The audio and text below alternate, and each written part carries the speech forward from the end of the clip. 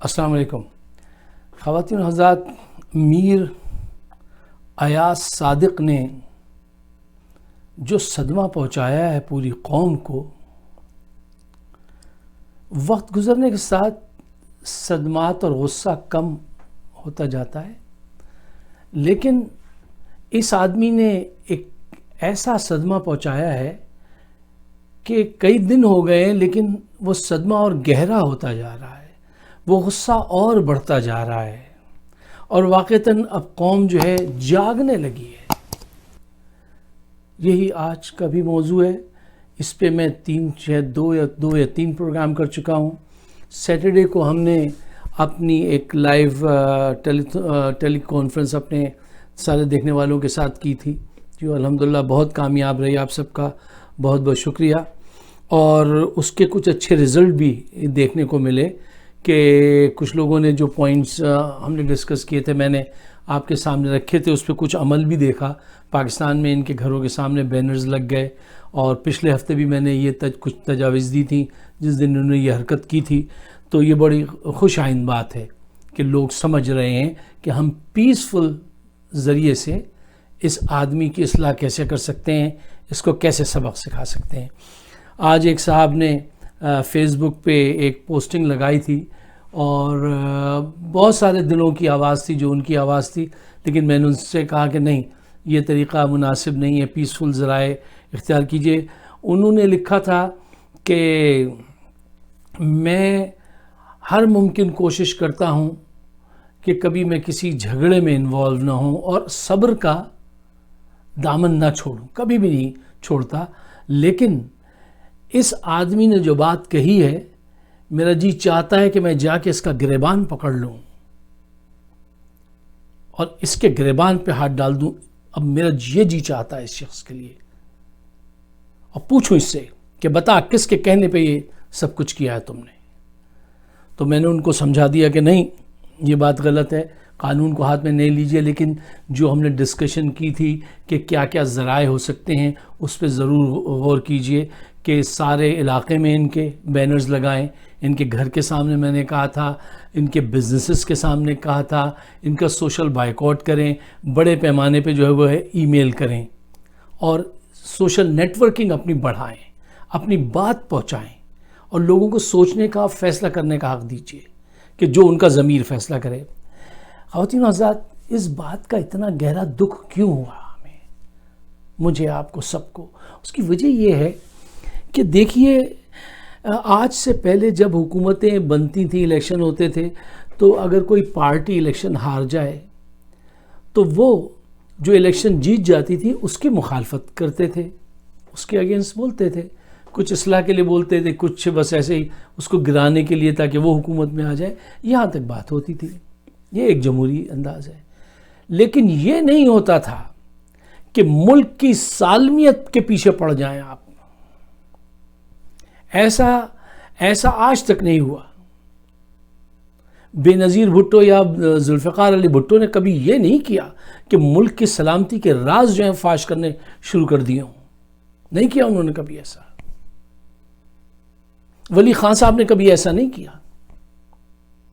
Professor غفور نے کبھی ایسا نہیں کیا، شاہ احمد نورانی صاحب نے کبھی ایسا نہیں کیا، مفتی محمود صاحب نے کبھی ایسا نہیں کیا، یا پوزیشن میں بیٹھنے والے لوگ تھے، انہوں نے کبھی ایسا کوئی کام نہیں کیا۔ یہ لوگ جو ہیں، یہ گروہ جو ہے، یہ کہتا ہے کہ میری بیٹی کو تم پرائم منسٹر بناؤ، میرے کیسز معاف کرو، ورنہ میں بین الاقوامی قوتوں کے ساتھ مل کے سارا گیم برباد کر دوں گا، سب چیزیں وہ کر دوں گا۔ اچھا، بڑا زوم ہے دریا کو اپنے ہونے پر، بہت زوم ہے دریا کو اپنے ہونے پر۔ جو میری پیاس سے الجھے تو دھجیاں اڑ جائیں۔ اب وقت بتائے گی، قوم کو تم نے چھیڑ دیا ہے۔ میں دیکھ رہا ہوں ہر روز لوگوں کے اندر غصہ اور دکھ جو ہے وہ گہرا ہوتا جا رہا ہے۔ اس کی ایک وجہ یہ ہے جو میں نے ابھی آپ کو بیان کی، کہ یہ پہلے حکومت ایک پارٹی دوسری پارٹی کو خراب کہتی تھی، یہ پاکستان کو خراب کہنے لگے، پاکستان کو توڑنے کی طرف جانے لگے کہ ہمارے کرپشن کے کیسز ختم کرو ورنہ ہم یہ کریں گے۔ یہ کس کے کہنے پہ کر رہے ہیں؟ یہ بھارت کے کہنے پہ ایسا کر رہے ہیں۔ یہ کس کو خوش کر رہے ہیں؟ اور ان کی قوت کون ہے؟ ان کی قوت وہ ہے جو آپ کا ازلی دشمن ہے، اس سے ہمیشہ سے ان کی دوستی رہی ہے۔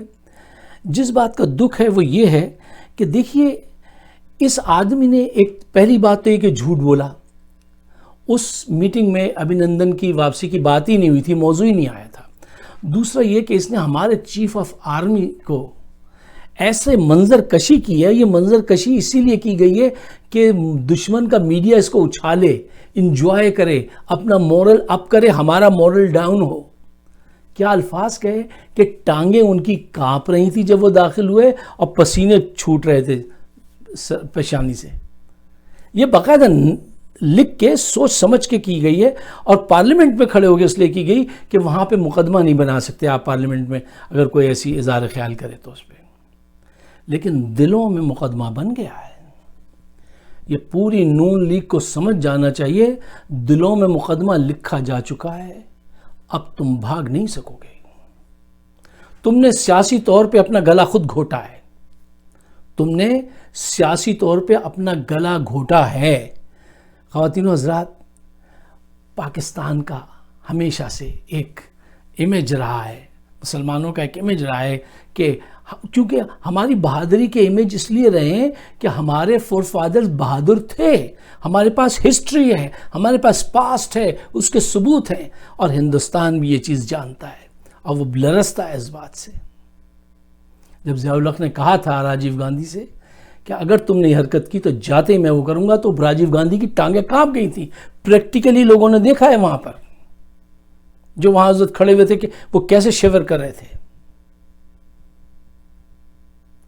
اس نے چیف آف آرمی، ہمارا چیف، یار دیکھیے ملٹری سے میرے بھی کچھ تحفظات ہیں، لیکن not at the cost of my country. میرا ریسپیکٹ کی، میری ڈگنیٹی کو تم نے لٹا کے قتل کیا کہ ان کی ایسی امیج بنائی، جبکہ وہ انتہائی عمدہ آدمی ہیں۔ یہ چیف آف اسٹاف جو برے گزرے ہیں وہ برے بھی گزرے ہیں، جو اچھے گزرے ہیں وہ اچھے بھی گزرے ہیں۔ یہ ایک بہت ہی ورکہولک، آنیسٹ، اسٹریٹ فارورڈ آدمی، کبھی چائنا جا رہے ہیں، کبھی سعودی عرب کو سمجھانے جا رہے ہیں، اس میٹنگ میں بیٹھ رہے ہیں، سارے مسائل حل کر رہے ہیں، وہ پانی بھر گیا کراچی میں، وہاں جا رہے ہیں، ہر طرف مطلب ہے اس آدمی کی نگاہ۔ اور اس عمر میں لوگ اتنا کام نہیں کرتے جتنا ہمارے چیف کر رہے ہیں، اور انہوں نے ان کی وہ منظر کشی کی کہ جس کو میڈیا وہاں کا خوب ڈرم بیٹ کر رہا ہے۔ اپنے کریں کیوں؟ وہ تو کیوں تم نے ان کو یہ پرووائڈ کیا، یہ ایمونیشن، یہ یاد رکھنا۔ اچھا یہ بات جو ہے نا، اب پاکستان کے ہر بچے اور بوڑھے کے ذہن اور دل میں چلی گئی ہے کہ تم نے ملک کی تذلیل اور عزت کو قتل کیا ہے۔ تم نے فوج کو برا نہیں کہا ہے، فوج کو تو کب سے کیا کیا لوگ کہہ رہے ہیں، تم نے ہمارا وہ جو امیج ہے نا اس کو قتل کیا ہے، تم نے ہمارے امیج کو قتل کیا ہے، تم قاتل ہو، اور یہ خون تمہارے پیچھے دوڑے گا اور تمہیں پکڑے گا۔ اب کیا کیا جا رہا ہے کہ ایک فورس بنائی جا رہی ہے جس کا نام رکھا گیا شیر جوان۔ یہ کیوں بنائی جا رہی ہے، اس پہ ذرا اپنی نگاہ رکھیے گا۔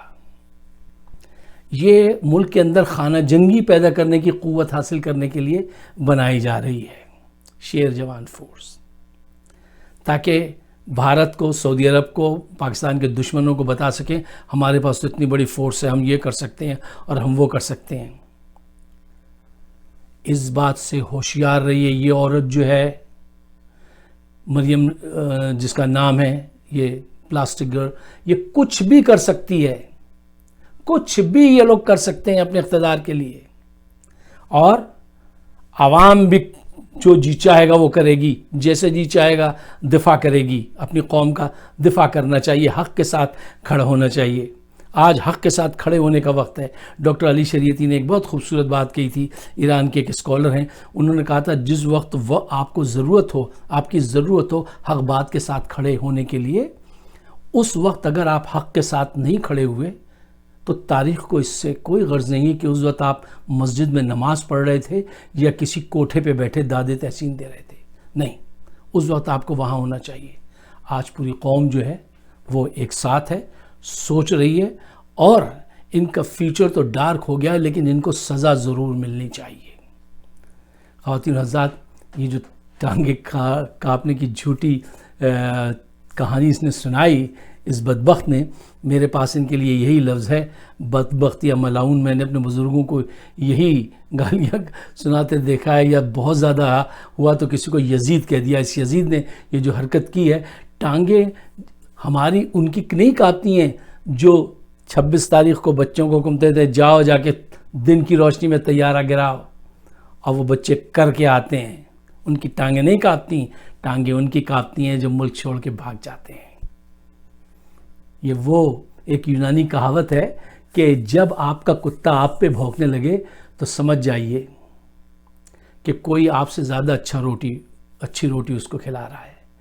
تو خواتین حضرات، یہ وقت ہے کہ قوم کو چاہیے کہ وہ ایک جگہ رہے اور ان کا سوشل بائیکاٹ کرے، ان کا پیچھا کرے. یہ جہاں جائیں وہاں جا کے ان کے پیچھے نعرے لگائیں اور ان کو جا کے بتائیں کہ ہم یہاں موجود ہیں. یہ مت سمجھنا تمہیں بہت بڑی غلط فہمی ہے. یہ کرائے کے جو لاتے ہو نا تم، بھاڑے کے لوگ، اور لا کے ان سے جلسہ کراتے ہو. میں نے، اگر آپ جائیے میرے یوٹیوب پہ، جو 5 ہفتے پہلے کی جب انہوں نے اناؤنس کیا تھا جلسہ، تو میں نے وہ ایک ویڈیو بنائی تھی کہ جلسہ تو کیا جا سکتا ہے، تحریک کامیاب نہیں ہوگی کیونکہ کوئی مقصد نہیں ہے سوائے اپنی کرپشن کو چھپانے کے. تو ایگزیکٹلی وہ ہو رہا ہے. اب یہ ملک کے اندر جو ہے سازشیں، شیر جوان تنظیم اور مختلف قسم کی جو ہے تنظیمیں بنائیں گے، اور مختلف قسم کی جو ہے وہ موومنٹ کریں گے. کیوں؟ یہ سازشی لوگ ہیں، یہ سازش کریں گے پاکستان کو نقصان پہنچانے کے لیے. میں نے اس پہ بھی ایک ویڈیو بنائی تھی. خواتین حضرات، آخر میں ایک شعر سنتے جائیے کہ دیواریں تو بعد میں جا کر گرتی ہیں، دیواریں تو بعد میں جا کر گرتی ہیں، گھر کے اندر پہلے سازش ہوتی ہے. دیواریں تو بعد میں جا کر گرتی ہیں، گھر کے اندر پہلے سازش ہوتی ہے. یہ سازش کر رہے ہیں اور اس سازش کو آپ سب دیکھ رہے ہیں. اب سب کو کھڑا ہونا چاہیے پاکستان کے ساتھ اور ان کا پیچھا کرنا چاہیے، اپنی آواز پہنچانی چاہیے. زیادہ سے زیادہ سوشل نیٹ ورکنگ کیجیے اور اپنے خیالات کا اظہار کیجیے، ایک دوسرے کے ساتھ روابط بڑھائیے. میری سوچ، اگر آپ کی سوچ ہے تو اس کو ضرور آگے بڑھائیے پاکستان کے لیے. میری ویڈیوز موجود ہیں یوٹیوب پہ، فائق صدیقی شو. اگر آپ سبسکرائب کریں تو بڑی عنایت ہوگی. شکریہ. خدا حافظ.